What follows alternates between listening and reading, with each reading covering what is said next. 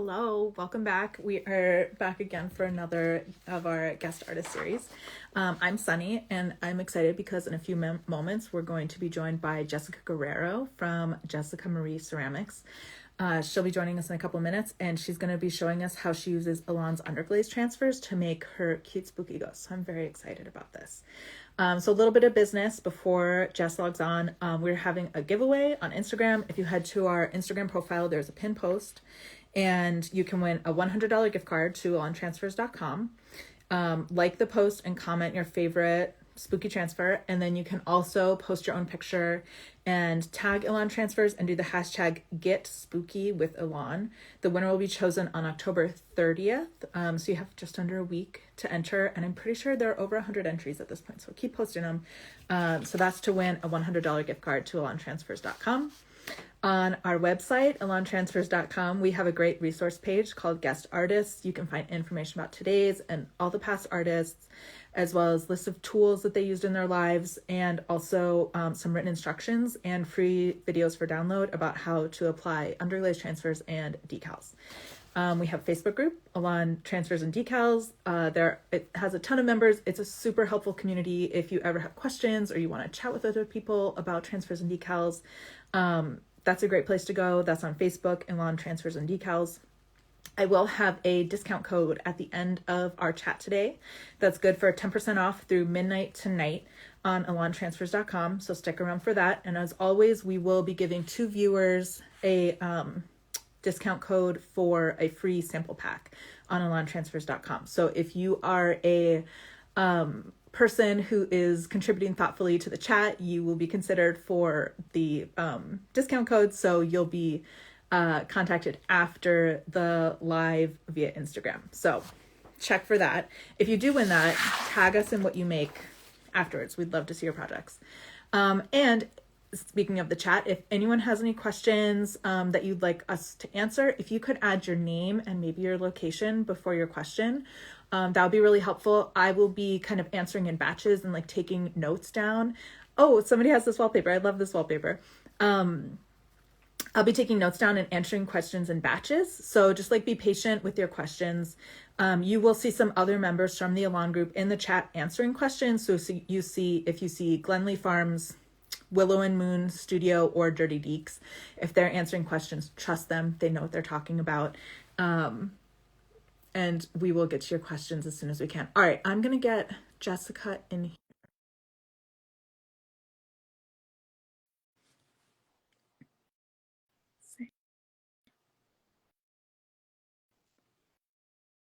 I'm just trying to get Jess in. There we go. Hi. Hi. Thanks for joining us.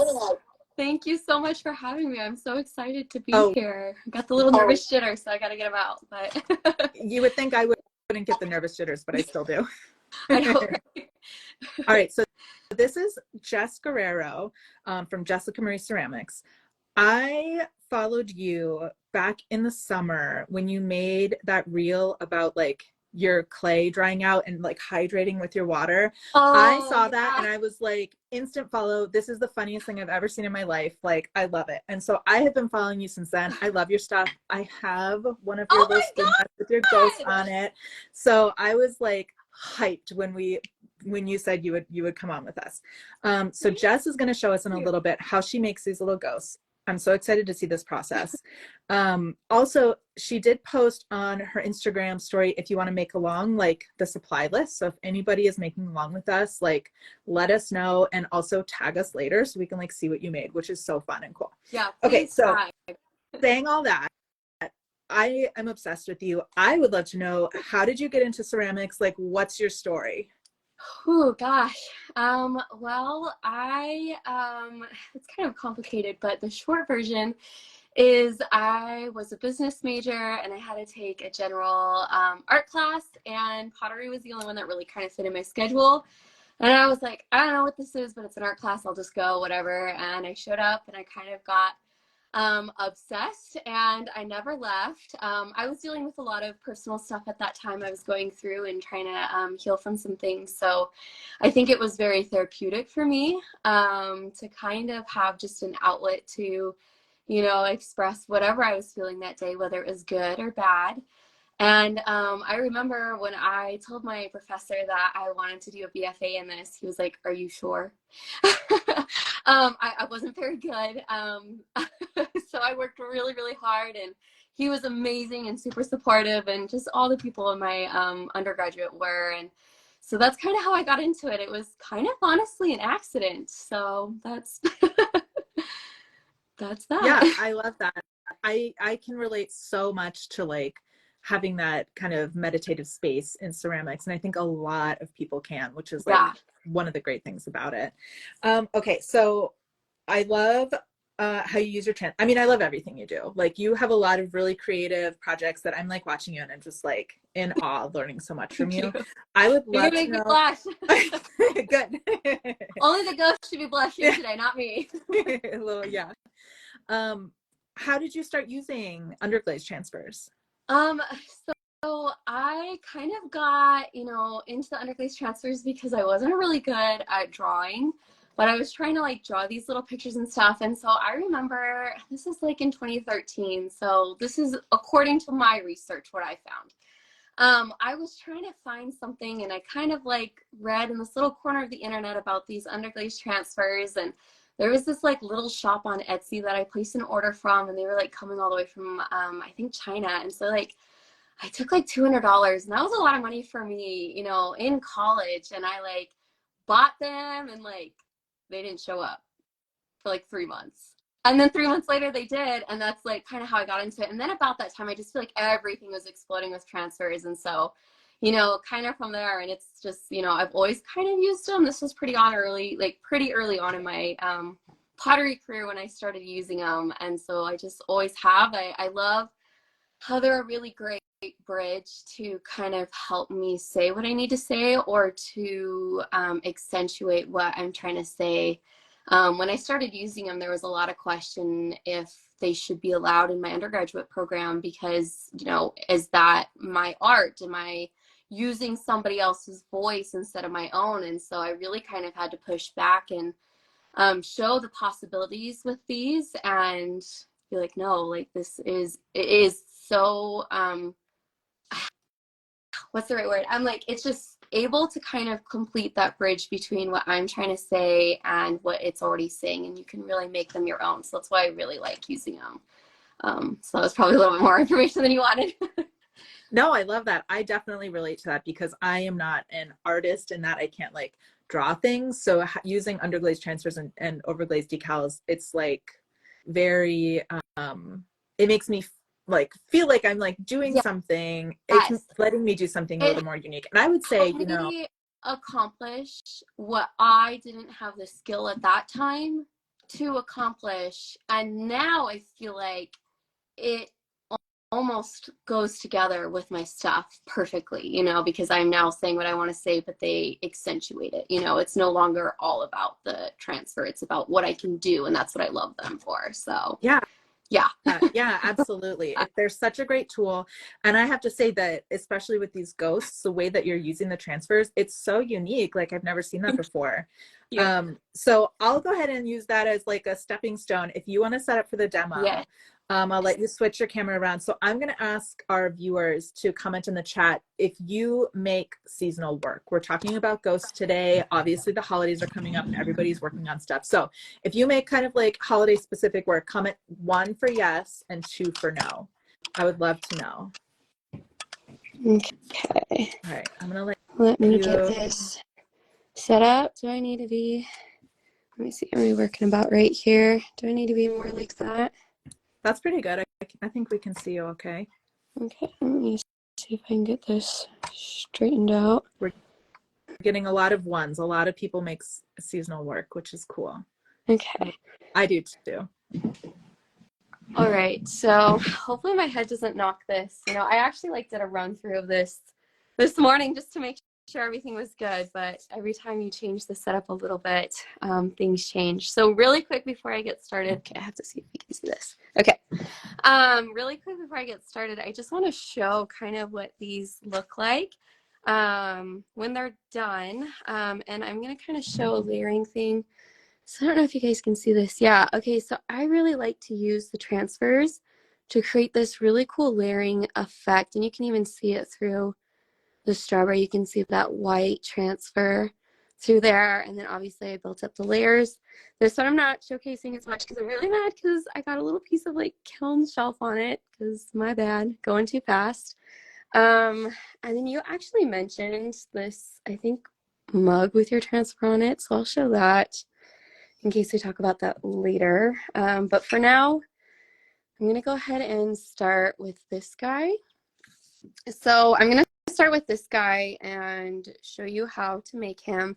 And then I'm going to go ahead and demo this one just because this one has a little bit of an extra step. I feel like this one is a really good building block, and then we'll move on. So I'm just going to say, as a reminder to everyone, we're talking to Jessica Guerrero from Jessica Marie Ceramics. If anyone has any questions, if you could put your name and your location if you want to in front of it. I'm going to be taking notes and kind of answering questions in batches, so I'm not interrupting. And we would love to have questions. And if you're kind of in the chat, you might get a free sample pack from elantransfers.com. So just keep that in mind. All right, so today I'm demoing on a spoon rest. This technique applies to a bunch of other pieces, but a spoon rest for this purpose is something that I already had in my studio and is really easy for you guys to see, and I'm not gonna have to fight with like a mug rolling around. So that's what I'm doing today, and this is a bisqued piece. I use Laguna B-Mix without grog, and I bisque to cone 06, and I glaze to cone 6. And the first thing I'm going to do is I'm going to use this white transfer as my first piece to my layer for the background. One thing, I don't know if I need to go over this, but with transfers, especially the white ones, always make sure that you have the transfer side with the ink down on the pottery. And an easy way to do that is to either A, tell by the color. I'm colorblind, so that does not help me. And so what I do is I feel for the texture. You can definitely feel the raised ink and the smooth side. So make sure that your raised ink is face down and your smooth side is face up. Yeah, I've definitely done that before, so that's a yeah. good, Oh my gosh, good yeah. tip. I do that all the time. That's why I'm like, I'm gonna just start right there because there's a good chance I could even do it today.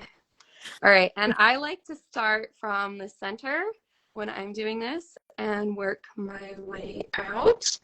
That way I get that transfer in any of those crevices. And the goal is to have a very even and easy peel, but we'll see. And if you have questions as I'm going, Sunny, you can totally relay them here. I cannot see my phone screen, so. Yeah, I definitely will. All right. So once and my sponge is damp. Let's see. It's not super wet. It's just damp. I don't want my sponge, that's just too wet. That's going to create a lot of problems. So just a very damp sponge, almost a sponge that you really can't squeeze more water out of is what I like to work with. All right. And I go over it a couple times and then I'll go ahead and peel. I like to peel up a small corner, and I don't know, can you guys see this white transfer as I peel? Probably not very well, It's pretty subtle. Okay, is that better?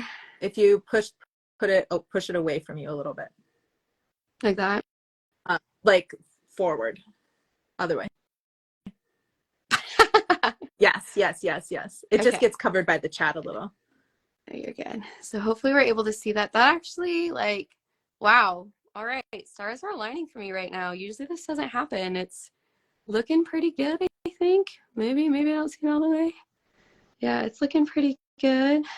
So cool. Normally I have to go back and touch up a few areas, but wow, cool. I'll take that. That's awesome.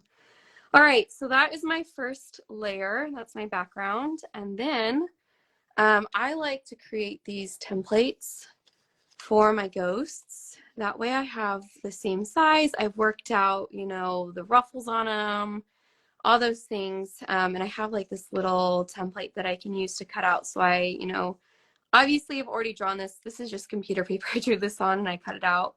And I'm pretty sure all the ghosts on my spoon rests that I've made this whole year have been from this one template. So I just sketch it on computer paper. I make sure I like the size, and then I will go ahead and grab my transfer. And I'm using the strawberry underglaze transfer from Elan today. I have that one right next to me, waiting to be glazed. Haha. It's a good one. It's definitely, I think this one's one of my favorite patterns. It's just so cute and whimsical, and I know, I love the the colors pink in on it. it. Yeah, I was gonna say I love the pink on it. And then okay, so what I'm doing is I'm not really precise in my cutting. I just lay my template on and just go for it. I just cut. And I, of course, cannot find my favorite scissors this morning, or this afternoon.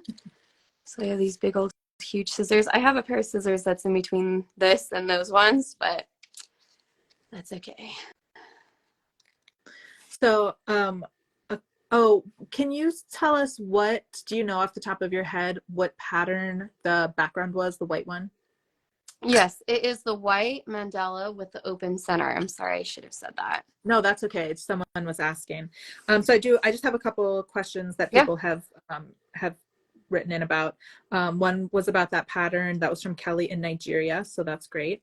And then Nora asked if we would be saving the live. Yes, the live will go up on our feed later, so you can watch it later if you want to scrub through or watch anything again.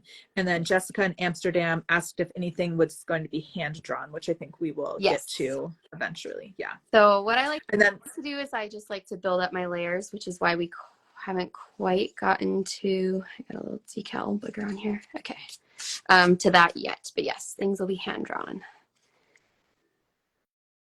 All right. And someone else, I'm sorry I didn't catch your name, in Hickory, North Carolina, asked about using transfers over glaze. We can talk about that another day, but those would be over glaze decal, not under glaze transfers. But those are totally a thing, and we can definitely dive into that another time. Yes.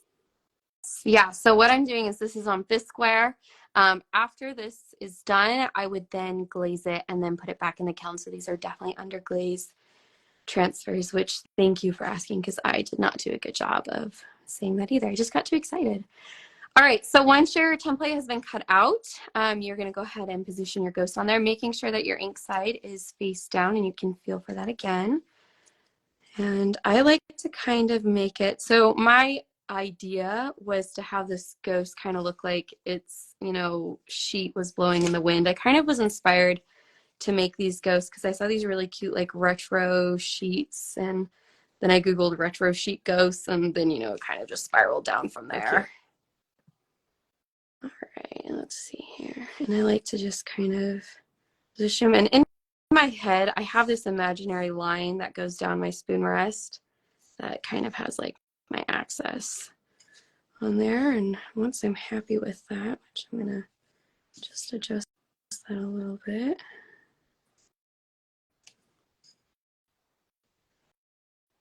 It's like the longest part. Okay, once I'm happy with that ghost placement, I'm gonna go ahead and wet my sponge so it's just damp. And this is what I like to call just a placeholder. And then I like to take my pencil, because this pattern has a lot of negative space in it.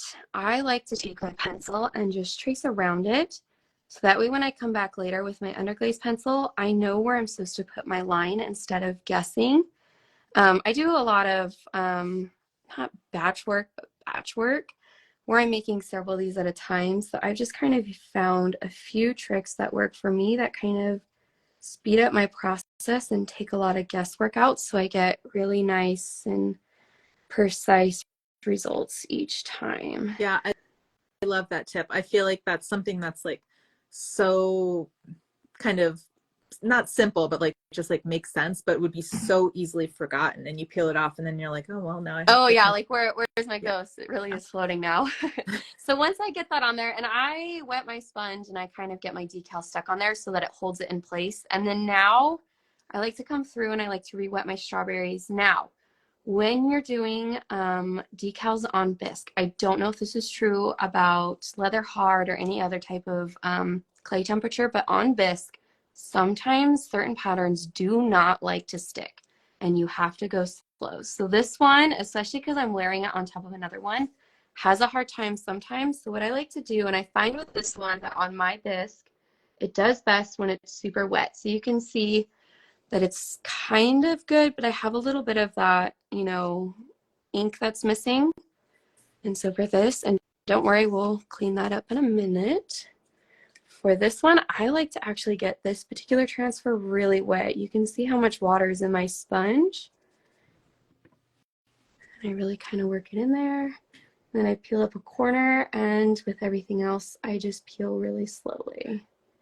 So Kelly asked if you are being like extra careful not to get the bottom layer, the white transfer, wet because it'll rub away. Nope, I don't, I'm not very precise. I'm not very careful. You know, here's the thing. If this bottom layer wipes away, you're not really going to notice it in the ghost itself.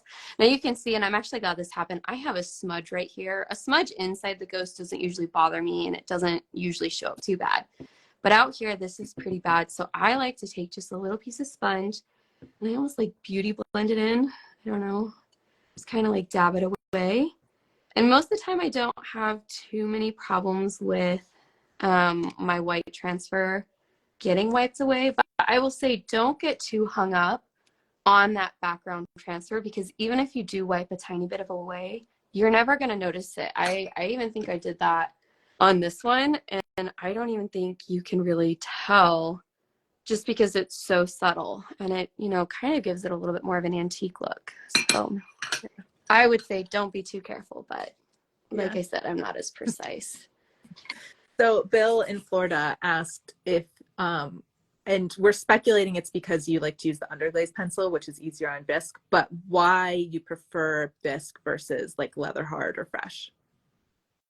So this is actually kind of a funny question, because when I was in my undergraduate, I was still learning, and I would have a lot of pieces crack or not make it, or God forbid blow up. Not really, but you know how they kind of just don't do well.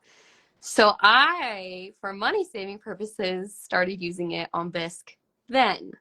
Now it's kind of just more of a habit for me to do it this way. And also, I will say it also bought me a little bit of time, because sometimes I wasn't sure back then how I wanted to finish my piece. But now it's more out of habit. Had I not been using an underglaze transfer, I would have actually just outlined it with underglaze and a brush. It takes a little longer, but it sometimes can look a lot nicer when you do it that way. This is my outlining brush. So that is just purely out of habit from doing this for 10 years this way. So I wish I had more scientific answer, No, that but I totally do makes not. sense, right? It's every preference for every person is different. Right? It's funny how like those things that you do so long ago are still like part of your practice today sometimes. So that's not very scientific, but now I'm going to go ahead and I'm using my Amico black underglaze pencil. I have pre-sharpened it. I really like to have a nice sharp pencil, and even sharpen the other end of this one in case I had a couple breakage during the life. But I like it nice and sharp. It gives a better clean line. If you're finding that your pencil kind of looks like a pencil, it probably either A, needs to be sharpened, or sometimes you can even dip it in a little bit of water to kind of help that ink go on a little bit smoother. So I'll go ahead and just start by tracing that pencil line with my underglaze pencil. And again, I'm not too worried about, you know, being exact. And sometimes when your underglaze transfer is wet, it will kind of create that little bit of, it'll kind of blow up that underglaze. You can just blow and move on. If I would have let my underglaze dry for a few more minutes, it wouldn't have happened. But for today's purposes, we are just going to work with that. So while you finish that, I'll just recap for everybody. We're talking to Jessica Guerrero from Jessica Marie Ceramics, and she's showing us how she uses the Elan underglaze transfers to make these cute ghosts. If you have any questions, we would love to hear from you. If you wouldn't mind putting at least your name in front of the question, that would be great. I am taking notes and kind of batch answering. And don't forget that there are other members of the Elan group in the chat, like Glenlee Farms, Willow and Moon Studio, and Dirty Deeks. So if they're answering your questions in the chat before I can get to them, trust them. They know what they're talking about. And also one more reminder that there is a giveaway going on right now on the Elan page. There's a pin post and you can win a $100 gift card to elantransfers.com. And I will have a 10% off coupon at the end of the live today. So stick around and you can get that. Okay, and I finished outlining and I just put these lines in to kind of give my ghost that sheet look, looking like it's just kind of draped over him. And now I'm done with my underglaze pencil, and I'm going to go ahead and get out my underglaze paints. And I'm going to go ahead and start with, this is the Amico Ultra Black. My underglazes are well used and well loved. And I'm going to go ahead. I really like these small paintbrushes. You can see they're all really kind of small, and each one of them I have assigned a job to. So as you do these, you'll kind of find brushes that you like and kind of assign the job to them. But this is my tester spoon rest. So if you can't tell, I use spoon rests to demo a lot of ideas in my studio. They're just everywhere. I have a bunch of them. And they're really great for me to work on the surface because they're flat and just kind of easy.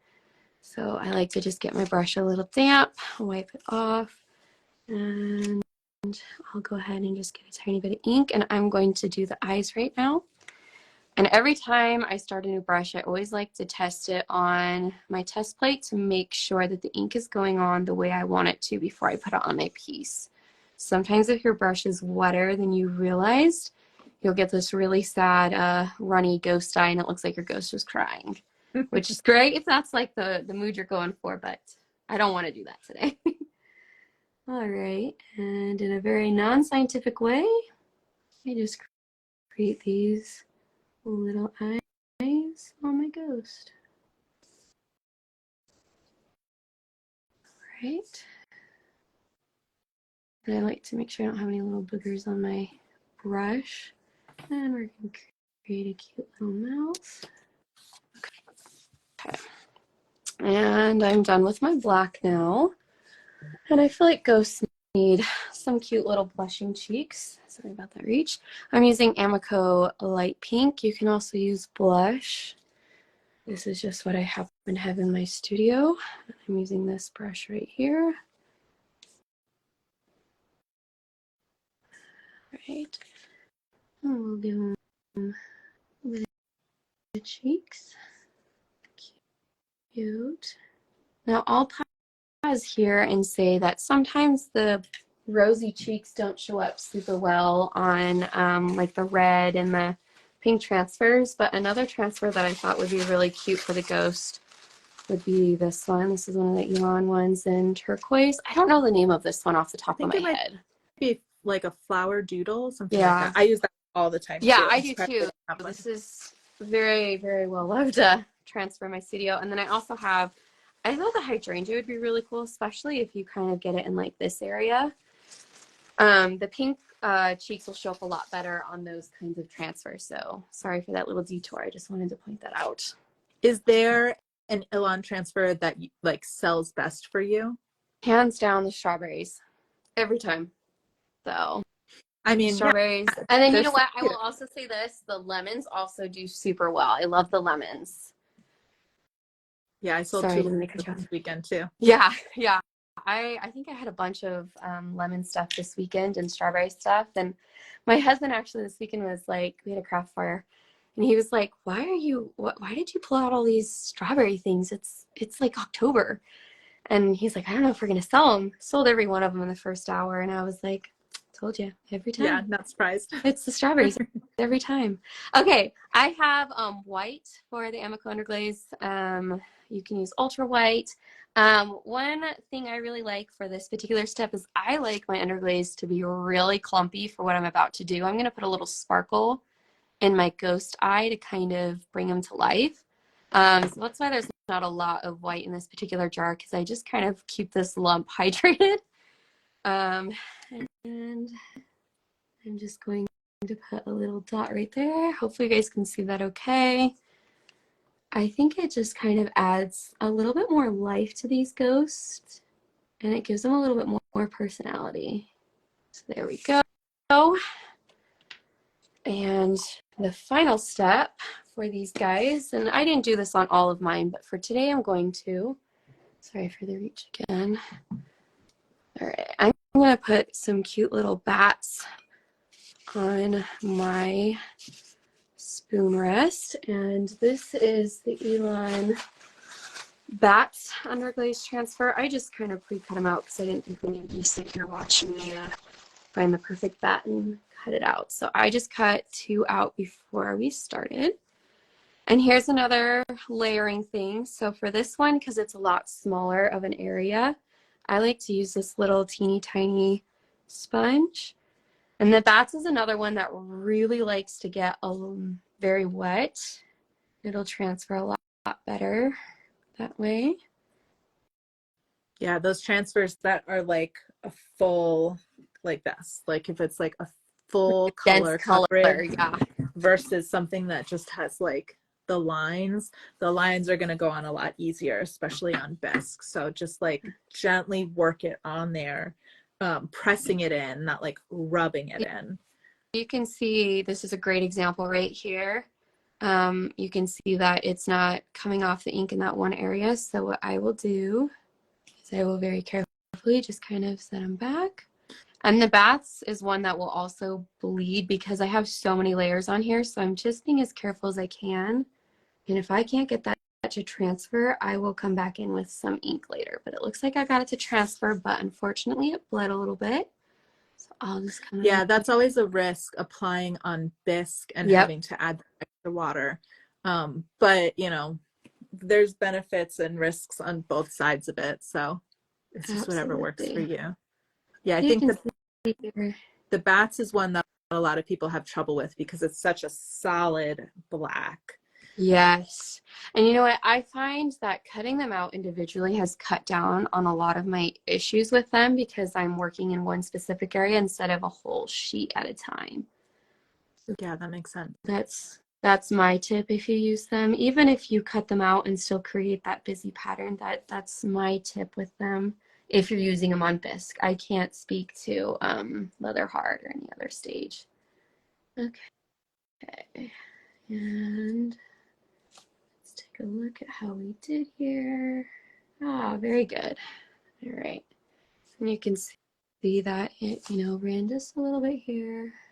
Let's come through and clean that up a little bit. And you do the best you can with this.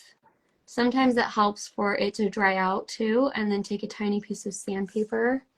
You can see my sandpaper that I even have here. You just gotta wait till it's completely dry to do that if you have a little spot that you really are, having a hard time cleaning up, which this is one of those spots that I might take a little tiny piece of sandpaper to later and clean them up if I can't.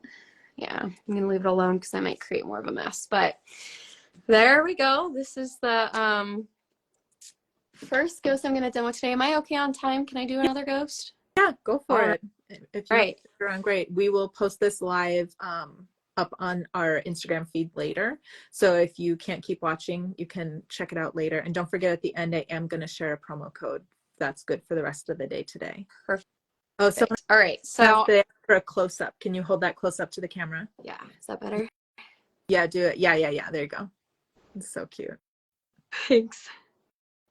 I think spoon rests are a lot of people will ask us about like tips. And a lot of times I say, do some tests, just practice and test. Spoon rests are a great way to do that. They're small, you can practice throwing them, or you can do them on a slab. Oh, yeah. And you end up with something that's like functional instead of just maybe like a little test tile. So if you're wanting to try them, I think that's a great way to test them out.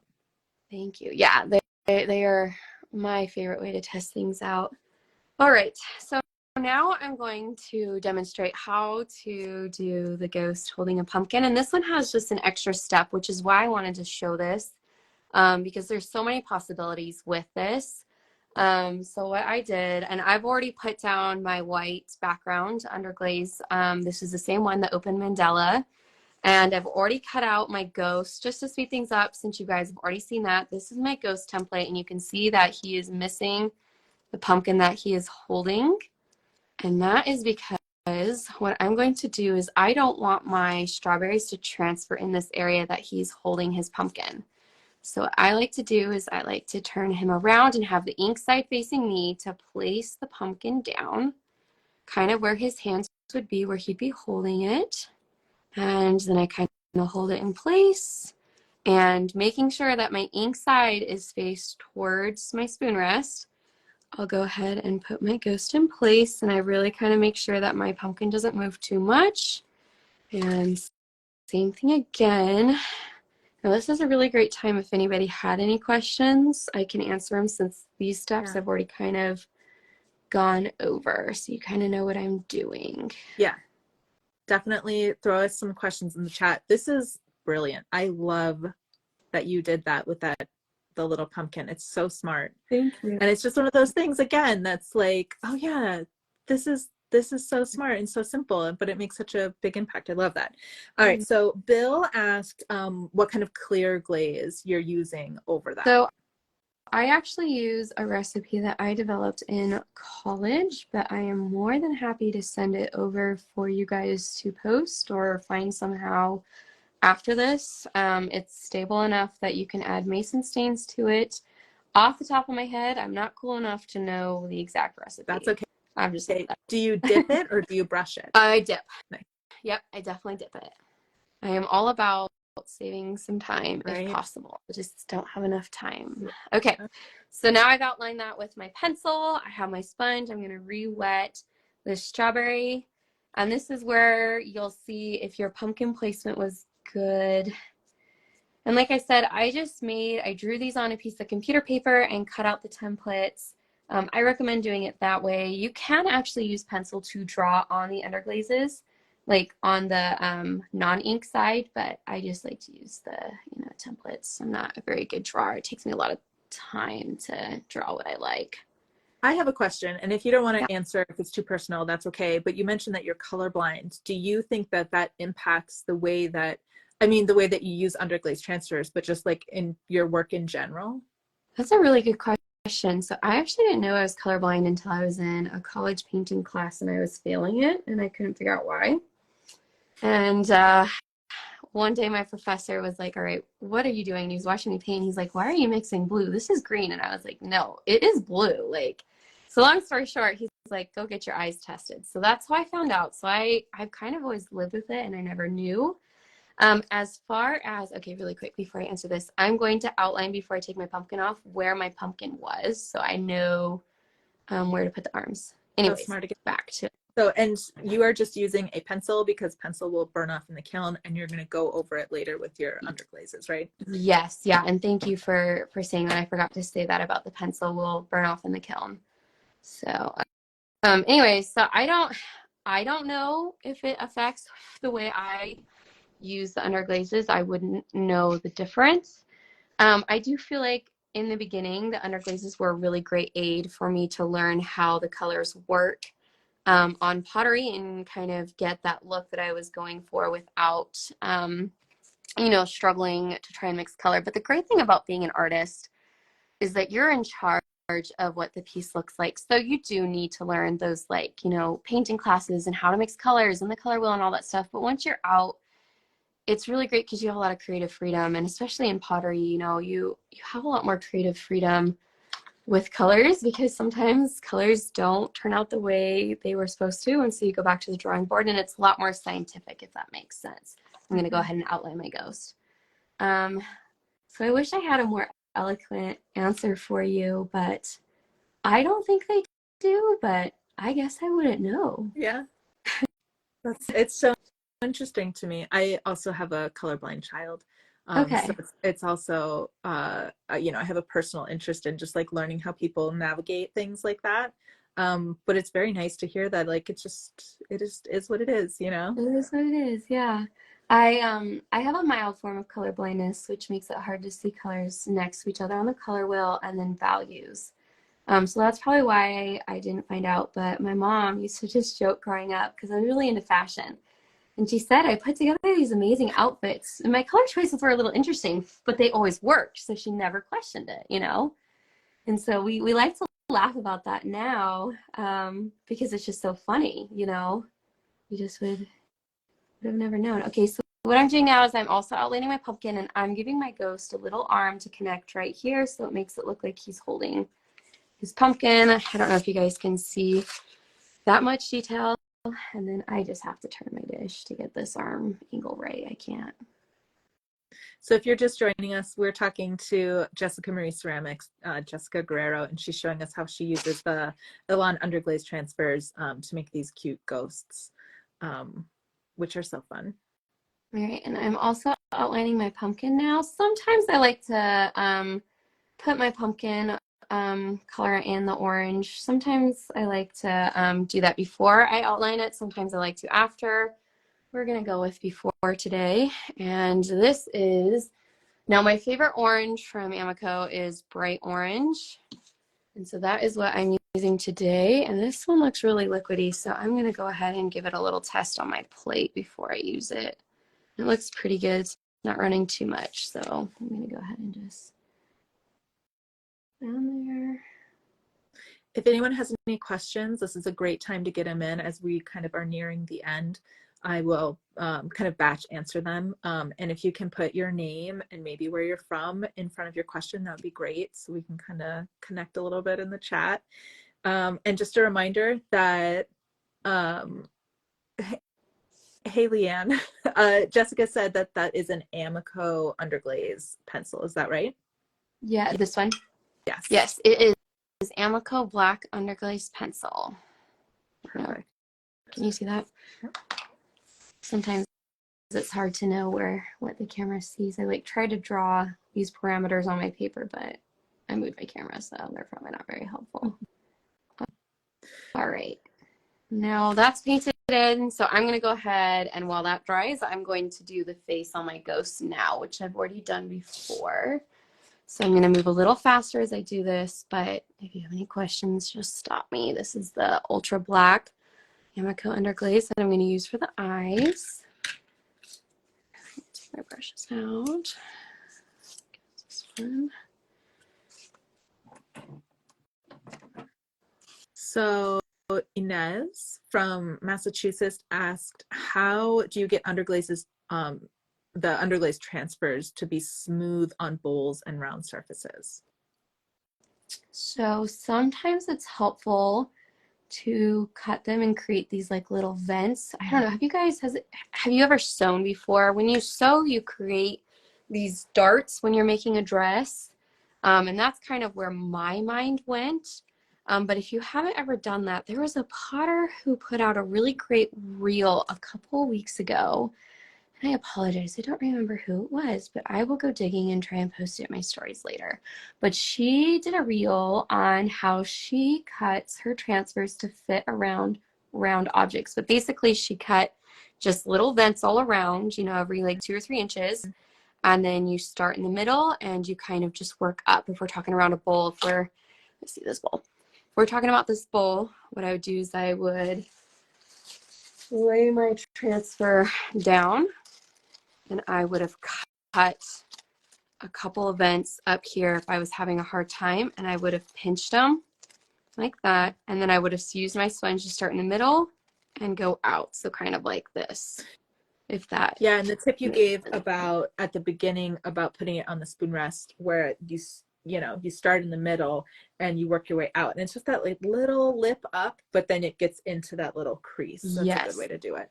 Yes. And then Kelly asked if you have any ideas about using like leftover transfer scraps. I mean, I think this would be a great project to do with that, or like something similar with little pieces. You could definitely experiment with all kinds of shapes and animals and ghosts and spooky things and anything. So I did a ghost dog earlier on, and if you go on my Instagram, you could probably find them. I don't have one in front of me, but that was like so small that, you know, I don't have any scraps on this table, but that would have been really great. Another idea would be you could create an outline or a ghost using a bunch of different teeny tiny scraps and kind of make it look like a patchwork quilt. That's That's something that really I good. just thought of, as I heard that. That's what I would do. Another great one is just ornaments. Those are so fun to do Mhm. And with someone else said scraps. jewelry. Yes, jewelry. Yeah, there's a lot of really great things you can do with your scraps. I'm definitely a scrap hoarder. I have a couple Same. employees in my studio, and they're always finding these little tiny pieces of scraps around, and I'm like, oh, probably should I know throw I them have a away. whole pile of them. Yeah, Um, I can't part with them. well, yeah, like maybe I could use them someday. And another thing is, like if you're ever putting your transfer on and like you have a spot that's like doesn't transfer all the way, you can take a little bit of water and a little brush on just your transfer sheet and get that underglaze wet and use it to paint it in. So if you're saving those scraps, it's kind of all the same color. If you Yeah. have a red scrap, you can use it on the red. If you have a black scrap, you can use it on a black. So that's also a great way to use it. Oh, yeah. And Maureen in Delaware asked about your glaze, which you talked about earlier. You have your own clear glaze recipe that you dunk glaze with. Yes. And let's I see, have my someone own. else asked from California about what kind of brush you use, specifically for the white dot in the eyes. Well, the price tag is still on it from when I bought it at Michael's a couple days ago. So, uh, looks like it's her Tribeca Art Loft round. I can't see the size. Round zero, one level. I'm not very scientific here. I'm so sorry. I was at Michael's and I was like, I like that one and I like that one, and so I just bought them. So hopefully that helps answer the question. I will say I have used many, many, many, many different paintbrushes for, those little things. Like this is another great one. I am not too picky and I'm not too scientific about what I use for things. So whatever one looks great, I say go with. Now, I had a hard time getting this transfer on, so I'm just using a little bit of black underglaze to touch up some areas, and that I kind of let it do that so you guys could see how I do that and touch it up. And you kind of said earlier about the brushes that you have a handful of brushes and you kind of know which one goes with which thing. So you'll kind of learn as you use them. I just got a new pack. I wish I had it sitting right here of nail art brushes. And so they're really teeny tiny little tips on Yes. some of them. And I'm excited to get like those details. Yeah, and you know what? I always say you don't need the most expensive equipment or the most expensive tools to do this. So, even those cheap little packs of paintbrushes that you can get at the store that have a bunch of different sizes, those are awesome. Like I use those for years, and I still do. I still buy them. In fact, I think I just bought a pack. So there's a very good chance that some of these brushes I'm using are actually from one of those packs. You don't have to have the nicest tools, the nicest things to do this, which is why it's so great. All right, so I'm going to see, I was trying to stall a little bit and see if my pumpkin, the underglaze was dry on him, because if it's not, my underglaze pencil will not create those pumpkin lines very well. So let's give it a try. So while you're doing that, what is the best way for people to support you? Is it following you? Is it in-person markets, shopping on your website? All of the above. I know that a lot of people aren't in Ohio. So one of the best ways is just to give me a follow, especially if you like my work. I post a lot more demos in my, so that's a really great way to see kind of what I'm doing, see my process, what I'm doing right now with this blacking, because I'm just touching it up because my underglaze wasn't totally dry. All right. And now I'm going to go ahead and draw the jack-o'-lantern face. I apologize, this is kind of getting a little lengthy. I'll speed it up here. All right. I find it very interesting. I realize that sometimes I probably don't need to sit here and touch up some areas. I can do that later. All right. This is a great chance if anyone has any questions to drop some last questions in the chat so I can ask Jess. And I'm just using this paintbrush and I'm just literally making a jack-o'-lantern face. I like to use the paintbrushes over the underglaze pencil for the jack-o'-lantern face because I feel like the pencil, it's great and all, but you can see that it's just not as saturated as using the paint or the underglaze. Speaking of the pencil, I think Leanne asked about what's the texture of the underglaze pencil? Is it like chalky or like a regular pencil? I would say it's very true to like a color pencil. That's at least what I feel like. I don't feel like it's too chalky. I feel like, though, when you're using a pencil or an underglazed pencil for the first time on pottery, do it on like a test piece like this. You know, you'll get a really good feel for how it works, because there are a lot of ridges in pottery that you can't see that are not on paper. Mm-hmm. And so if you're not, you know, if you haven't practiced and you go and outline your really cute ghost that you worked really hard on without practicing, you might get, you know, this look down here, but all over it. I don't mind it, but it bothers some people. So that is my tip there, is to practice on a spoon rest before you do anything else. Yeah, that's a Sorry, great tip. Real quick, we were wondering if anyone watching has entered the giveaway, the contest that we're doing on Elan on Instagram. If you have, do like a little hands up or something in the chat so we can see, because we have some entries so far. It's for a $100 gift card to elantransfers.com. So that'd be, I would like to know. All right, and the final step is just to put the little stem on our pumpkin, and I'm just using the Amico underglazed dark green with just a paintbrush, and voila, there we go. Bill, I'm surprised you haven't entered yet. You should get on that. All right, and I am all done. Beautiful. So you can see a really great side-by-side comparison. Ignore that, that's a piece of my kiln shelf. That's what I get for going too fast. Beautiful. But there's a good, and hopefully you can see that. Yep, you can, yes, okay. You can see a really good side-by-side comparison, and you can also see how the transfer changes colors when it's glazed as well. So there we go. Awesome. All right, I'm gonna let you flip your camera back if anyone has any last minute questions.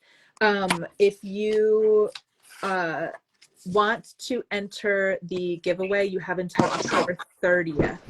The drawing will be on October 30th. So go over to Instagram when this is done. There's a pinned post and you can see how you can enter to that. And it's a great time to buy holiday transfers. So it would be a good time to do it. Yeah, okay, I'll be so yeah. All right. We have a couple rapid fire questions to do at the end. We kind of talked about this already. What is your favorite Elan underglaze transfer? definitely the strawberries. They're my favorite. Cutest, whimsical. I love pink. And I don't know, love them. So I guess we covered that. Yeah, beautiful. And we also talked about this, about applying to bisque. You prefer bisque over like leather hard or anything. Do you listen to anything while you're working in the studio?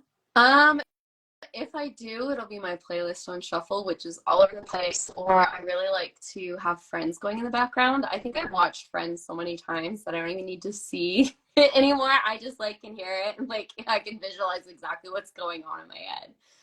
So I'm a huge Friends fan. Also love Grey's Anatomy. So those are my two go-tos if I'm doing a show, or my playlist on shuffle. So yeah, those are great background shows. Okay, so last question.